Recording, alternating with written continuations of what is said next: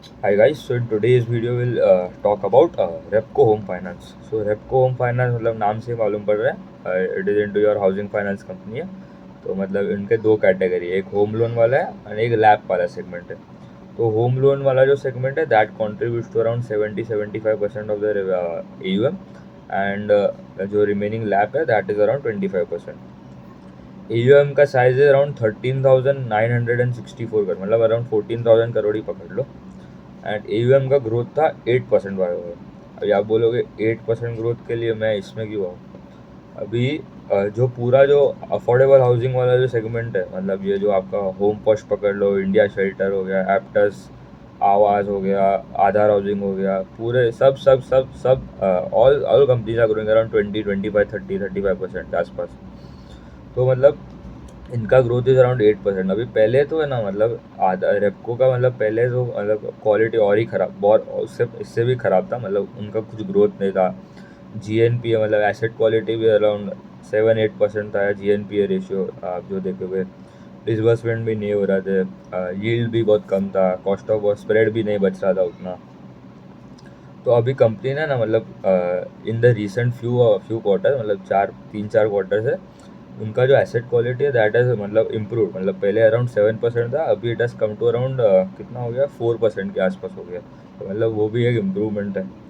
और फिर AUM का भी ग्रोथ धीरे धीरे, मतलब ग्रेजुअली दे आर इंक्रीजिंग। पहले अराउंड नेगेटिव ग्रोथ ही नहीं था, फिर अभी अराउंड 8% हो रहा है। डिसबर्समेंट का भी मतलब चालू, डिसबर्समेंट का भी ग्रोथ स्टार्ट हो रहा है, अराउंड 9% डिसबर्समेंट का भी ग्रोथ हो गया।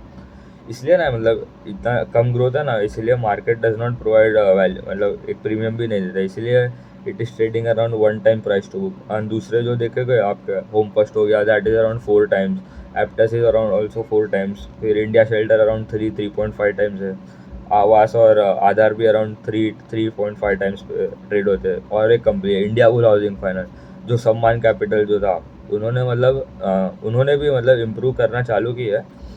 और उसका भी मतलब वैल्यूएशन में उसको उसको इतना प्रीमियम नहीं मिलता, वो तो इससे भी कम है, अराउंड 0.5 0.6 प्राइस टू बुक पे ट्रेड हो रहा है। तो इनका जो होम लोन वाला है दैट इज़ अराउंड 75% एंड जो लैब वाला है इट इज़ अराउंड 25%। फिर उनके जो कस्टमर्स है that is your salaried employed हो गए और योर सेल्फ एम्प्लॉयड हो गए। तो सैलरीड वाले जो हो गए मतलब that is around 48% and 52% is from your self employed वाले जो कस्टमर। तो they are present around 12 states में प्रेजेंट है अभी। एंड दे आर अराउंड देखिए तो 227 मतलब क्या बोलते हैं, नेटवर्क से आउटलेट्स जैसे बोल सकते हैं, क्योंकि उनका जो ब्रांचेस भी है और एक सर्विस सेंटर्स भी है, मतलब सैटेलाइट सेंटर्स बोल सकते हैं। तो मतलब वो स्विच भी हो सकते हैं कभी भी। तो 227 जो नेटवर्क है अभी, मतलब उनका आउटलेट्स, एंड वो पहले था अराउंड 199 था। तो मतलब वहाँ पे भी मतलब बढ़ा रहे, तो ठीक है। This quarter they open 2 branches and उनका जो देखेंगे तो yield is the rate at which Repco will lend money to their customers, so that is around 12.1% versus 11.8% Y over. तो वो भी बढ़ा है, ठीक है, अच्छा है। कॉस्ट ऑफ बोरिंग भी बढ़ गया है, 8.7% हो गया है वर्सेज 8.4% हुआ है। तो अभी मतलब पूरे मतलब सब सही, मतलब होम फाइनेंस में एक अच्छा है कि आपका जो बुक है वो दैट इज सिक्योर्ड, मतलब आपको कोई रिस्क नहीं है। मतलब अभी जो माइक्रो फाइनेंस में जो प्रॉब्लम हो रहा है, माइक्रो फाइनेंस ये जो लेंडर्स हो गए, अरमान हो गया, क्रेडिट एक्सिस ग्रामीण हो गया, फ्यूजन हो गया, उसने तो लॉस रिपोर्ट कर दिया। फिर और थोड़े प्रॉब्लम हो रहे हैं वो 5 स्टार बिजनेस, जो उनका भी अराउंड 100% इज सिक्योर, बट उनका MSME लेंडर है। मतलब ग्रे एरिया पकड़ लो, एक MSME लेंडर और माइक्रो फाइनेंस के बीच में जो ग्रे एरिया होता है, मतलब इसलिए उन्होंने भी गाइडेंस कम कर दिया। पहले 30% गाइडेंस था ग्रोथ का, उससे भी कम कर दिया 25% के आसपास। पूना वाला फिनकॉप हो गया, ये सब में थोड़ा थोड़ा तो प्रॉब्लम है ही। एंड इनका तो मतलब थोड़ा ज़्यादा है, बट हाँ। फिर टॉप स्टेट्स में देखेंगे तो Tamil Nadu contribute to around 56% of the AUM, मतलब south southern part of India में सबसे ज़्यादा प्रेजेंट है। कर्नाटका भी अराउंड 13% है, मतलब वहाँ पे अराउंड 60-65-70% इतना तो साउथ पार्ट ऑफ इंडिया से ही आ गया।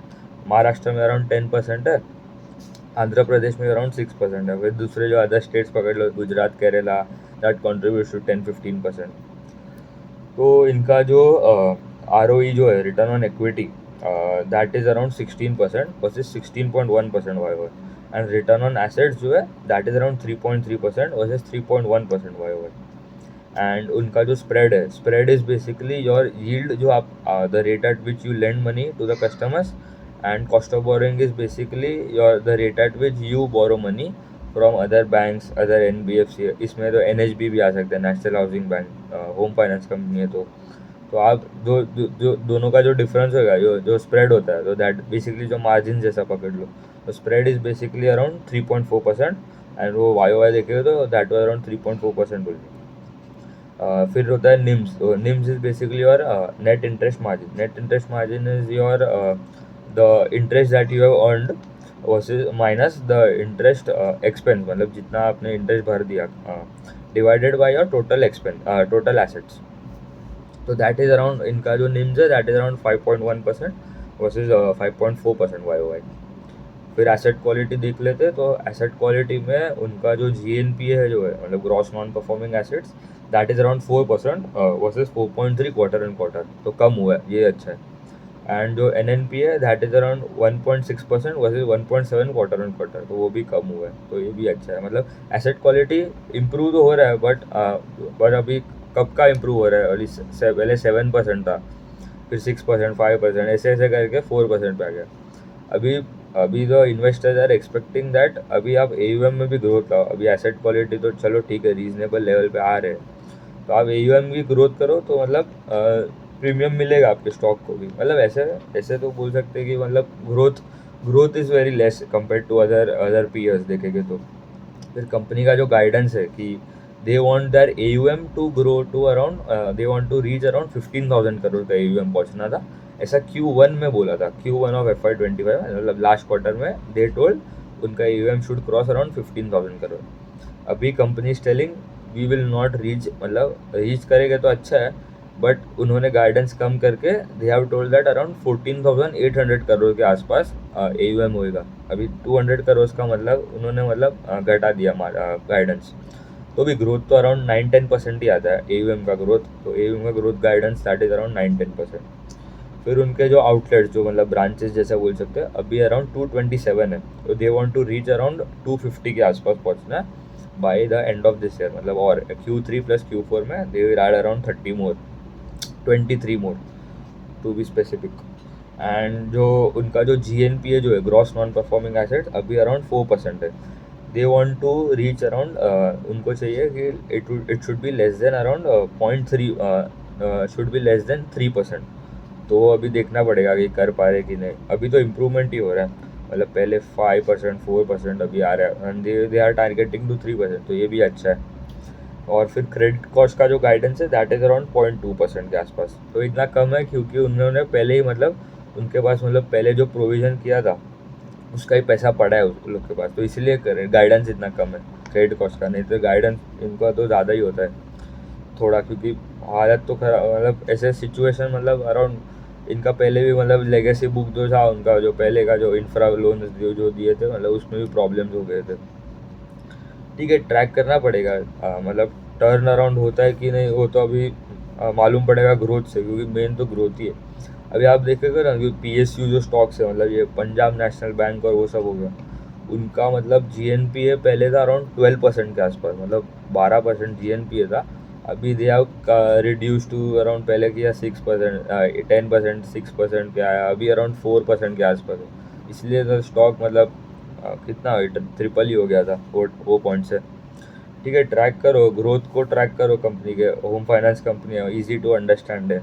मेन तो आपका AUM ग्रोथ देखना है, डिसबर्समेंट ग्रोथ देखना है, कंपनी एक्सपांड कर रहा है कि नहीं, फिर एसेट क्वालिटी देखना है।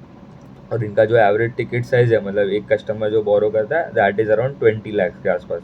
तो अफोर्डेबल हाउसिंग फाइनेंस में the average ticket size ranges from 5 lakh to 20-25 lakh के आसपास।